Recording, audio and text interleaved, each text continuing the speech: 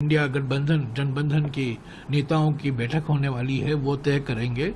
पर ऐसे बुलडोजर की रणनीति को हम जरूर इसका कड़ा मुकाबला करेंगे, मुंह तोड़ जवाब देंगे।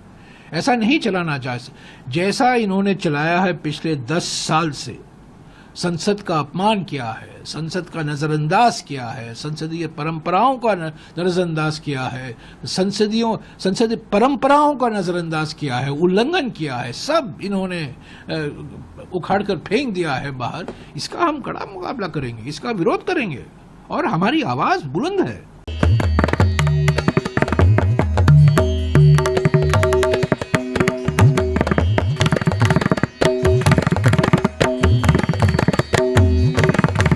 नमस्कार मित्रों, न्यूज पॉइंट में आपका स्वागत है।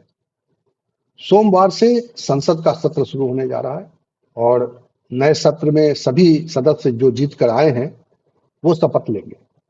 उससे पहले एक प्रक्रिया होती है कि सदन का कोई प्रोटेम स्पीकर होगा। प्रोटेम स्पीकर होता है जो शुरुआत में जो सबसे सीनियर सदस्य होता है, उसको इस बात की जिम्मेदारी दी जाती है कि वो सदन की शुरुआत करे।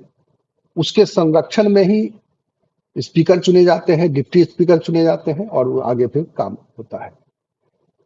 लेकिन प्रोटेम स्पीकर चुने जाने को लेकर ही नया विवाद खड़ा हो गया है और इससे ही पता चल रहा है कि आने वाला सत्र बहुत ज्यादा गर्मी होने वाली है। क्योंकि प्रोटेम स्पीकर का फैसला कर लिया है सरकार ने। ये अधिकार होता है राष्ट्रपति के पास, जो संसदीय कार्य मंत्री रेकमेंड करते हैं उसके आधार पर जो राष्ट्रपति है वो उसका चुनाव करते हैं और वो प्रोटेम स्पीकर के रूप में सभी सदस्यों को शपथ दिलवाते हैं। उसके बाद शुरुआती जो भी संसद का विधायी कार्य होता है उसको करते हैं। उन्हीं के संरक्षण में स्पीकर चुने जाते हैं, डिप्टी स्पीकर चुने जाते हैं और उसके बाद वो उनका काम खत्म हो जाता है। ये आमतौर पर 2-3 दिनों के लिए होता है, लेकिन 2-3 दिनों तक प्रोटेम स्पीकर के काम की भूमिका संभालने वाले जो नए सदस्य जिनका चयन किया है भारतीय जनता पार्टी ने, भर्तृहरि महताब, और इसके नाम को लेकर एक नया विवाद शुरू हो गया है। दरअसल संसदीय परंपरा ये रही है कि सबसे सीनियर मोस्ट सांसद जो हैं वो इस पद के लिए योग्य माने जाएंगे और उन्हीं का नाम रिकमेंड किया जाएगा और सरकार की ओर से, सत्ता पक्ष की ओर से रिकमेंडेशन के आधार पर ही राष्ट्रपति ये तय करते हैं और ये नोटिफाई हो जाता है। तो सबसे सीनियर मोस्ट सांसद हैं इस वक्त 2 सांसद हैं। पहले के सुरेश हैं और वीरेंद्र कुमार हैं। वीरेंद्र कुमार इस बार भी जीत कर आए हैं और वो सत्ता पक्ष के हैं, तो उन्होंने मंत्री पद संभाल लिया है और इस नाते माना जा रहा था कि 8 बार के सांसद के सुरेश को ये मौका मिलेगा। इसमें नेता जो सांसद चुन के आते हैं वो पक्ष के हैं, विपक्ष के हैं, ये कोई मायने नहीं रखता है। सीनियरिटी उनकी मायने रखती है। के सुरेश 8 बार के सांसद हैं, जबकि भर्तृहरि महताब 7 बार के सांसद हैं। लेकिन अब उनको लेकर भारतीय जनता पार्टी का तर्क ये है कि चूंकि वो कंटिन्यूटी में रहे हैं 7 बार सांसद, इसलिए उनका चुनाव किया गया है। भर्तृहरि महताब 7 बार कॉन्जिक्यूटिव लोकसभा मेंबर है विदाउट एनी ब्रेक, 7 बार, और इस वक्त वो लॉन्गेस्ट सर्विंग मेंबर है अगर हम मंत्री को छोड़े तो। उन्होंने सुरेश कोडिकन्नल का नाम लिया। उनका टोटल टर्म 8 है उनका, लेकिन 2004 और 1998 में उसका ब्रेक हुआ है। उसका कंसेक्यूटिव 2009 के बाद 4 टर्म है। तो उस ब्रेक की वजह से उनकी सीनियरिटी मारी गई। तो एक नई परंपरा डालने की कोशिश की जा रही है और इसको लेकर ये तकरार शुरू हुई है।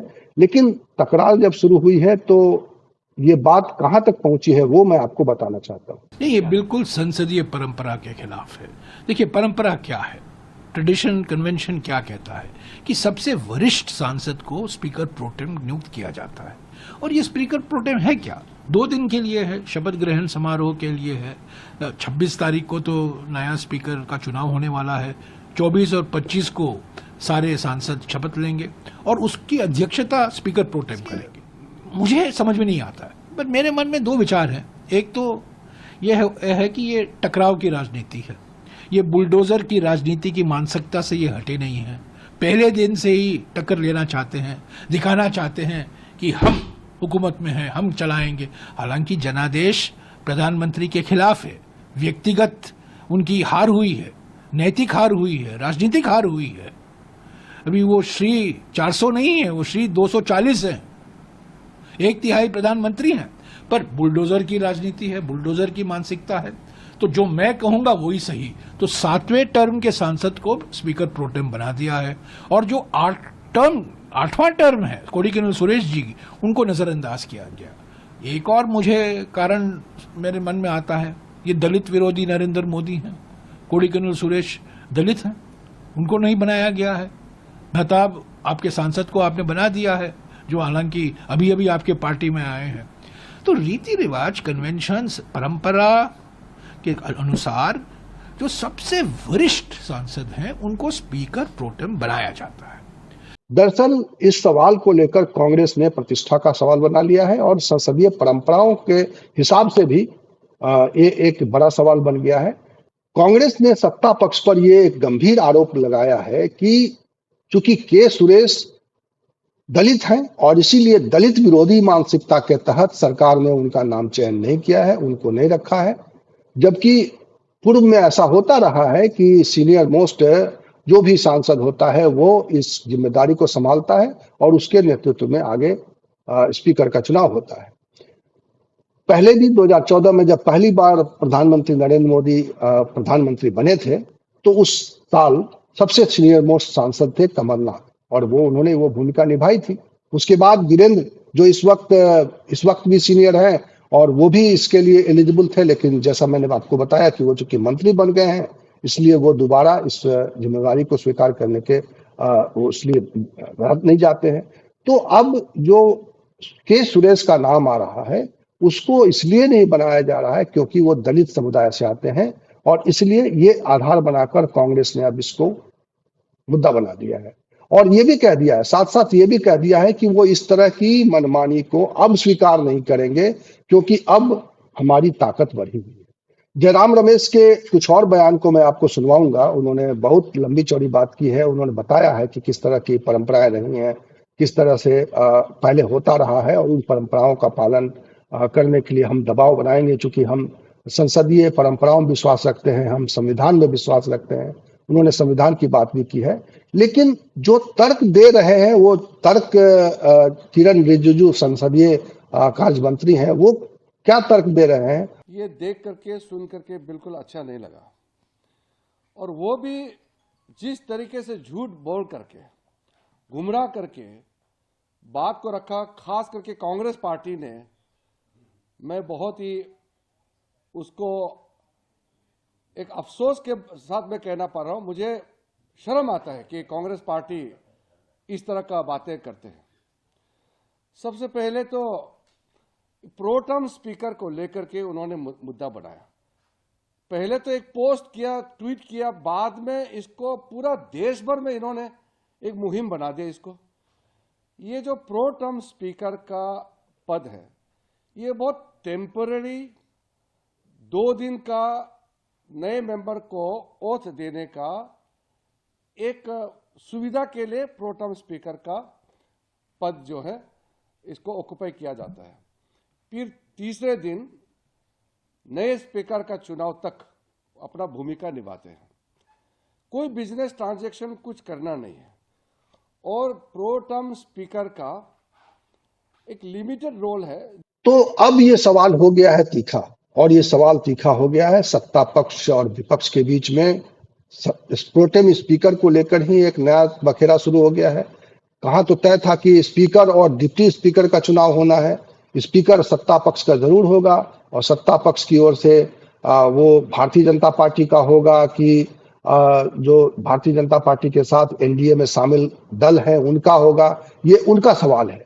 अगर टीडीपी या जेडीयू दबाव नहीं बनाती है तो हो सकता है कि भारतीय जनता पार्टी का ही स्पीकर चुना जाए। भारतीय जनता पार्टी का स्पीकर चुने जाने के लिए एक बार बैठक भी हो चुकी है, लेकिन वो बैठक में किसी नतीजे पर नहीं पहुंचा जा सका। राजनाथ सिंह को यह जिम्मेदारी दी गई थी कि वो सभी दलों के साथ मिलकर, एनडीए के घटक दलों के साथ मिलकर एक सहमति पर पहुंचे, लेकिन शायद उस बारे में कोई सहमति नहीं बनी है, इसलिए अभी तक वो नाम सामने नहीं आया है। तो एक तरफ तो वो उसके लिए संघर्ष कर रहे हैं, लेकिन दूसरी तरफ एक सवाल ये भी है कि डिप्टी स्पीकर हमेशा से परंपरा रही है कि वो विपक्ष का होगा, लेकिन माना ये जा रहा है कि इस बार भारतीय जनता पार्टी के खेमे में एक अलग तरह की कहानी चल रही है और माना जा रहा है कि वो एक बार अपने दल से ही या अपने जो साथी दल हैं उनमें से किसी को डिप्टी स्पीकर बनाने के लिए वो प्रयास कर रहे हैं और इसको लेकर वो एक नया बखेड़ा शुरू हो सकता है भविष्य में, और वो क्या होगा कैसे होगा देखा जाएगा, लेकिन उसको लेकर भी सवाल हैं और उस पर जो बातें कही हैं जयराम रमेश ने वो भी सुनने लायक है और वो कह रहे हैं कि वो मानेंगे नहीं। अरे जनादेश इसके आधार पर मिला है हमको। ये 2024 जनादेश कहां से मिला है? जो राहुल जी ने अपने सार्वजनिक सभा में पातन से लेकर सभी सभाओं में ये किताब दिखाया। ये किताब क्या है? ये भारत का संविधान है, बाबा साहब अंबेडकर का संविधान है। ये खतरे में है, इस पर आक्रमण हो रहा है, आरक्षण को मिटाया जा रहा है। यही तो मुद्दे राहुल जी ने उठाए थे, खरगे जी ने उठाए थे, कांग्रेस पार्टी ने उठाया था, प्रियंका जी ने उठाई थी। और ये इसी तो मैं कह रहा हूं दलित विरोधी, क्योंकि ये संविधान बदलना चाहते थे। 400 पार का असली माने ये था कि हमें जनादेश दो ताकि हम इस संविधान को बदलें, आरएसएस का संविधान लाएं, मनुवादी संविधान लाएं। पर जनता ने उसको स्वीकारा नहीं। जनता समझ गई 400 पार के पीछे राज क्या है। तो ये संविधान को सुरक्षित रखने के लिए उन्होंने जनादेश दिया है और बृहस्पति महताब को प्रोटेम स्पीकर बनाकर इस संविधान का अपमान हुआ है। पर इस बार डिप्टी स्पीकर होना जरूरी है। अरे डिप्टी स्पीकर एक संसदीय पोस्ट होता है, ये संसद में, ये हमारे संवैधानिक पद है ये डिप्टी स्पीकर और स्पीकर। और पिछले 5 साल से डिप्टी स्पीकर नियुक्ति नहीं किया गया, तो डिप्टी स्पीकर होना बहुत जरूरी है। अभी क्या हम डिप्टी स्पीकर के पद के लिए भी हम लड़ेंगे? नहीं, वो सब इंडिया जनबंधन के नेता बैठकर वो तय करेंगे। पर स्पीकर का होना जरूरी है, डिप्टी स्पीकर का होना जरूरी है, संसदीय समितियों का होना जरूरी है। इस बार 8वीं लोकसभा को आप ऐसे नहीं चला सकते जैसा कि आपने 16वां और 17वां लोकसभा को चलाया। तो फिलहाल ये मामला है, सोमवार से सत्र शुरू होने जा रहा है और सत्र शुरू होने से पहले किस तरह से ये मामला तूल पकड़ता है, किस तरह से ये या सॉल्व हो जाता है, ये हमें देखना है। इस पर हमारी नजर बनी रहेगी। हम इसी तरह की खबर, इसी तरह के विमर्श और इसी तरह के सवाल के साथ आपको फिर मिलेंगे अगले वीडियो में। तब तक के लिए नमस्कार।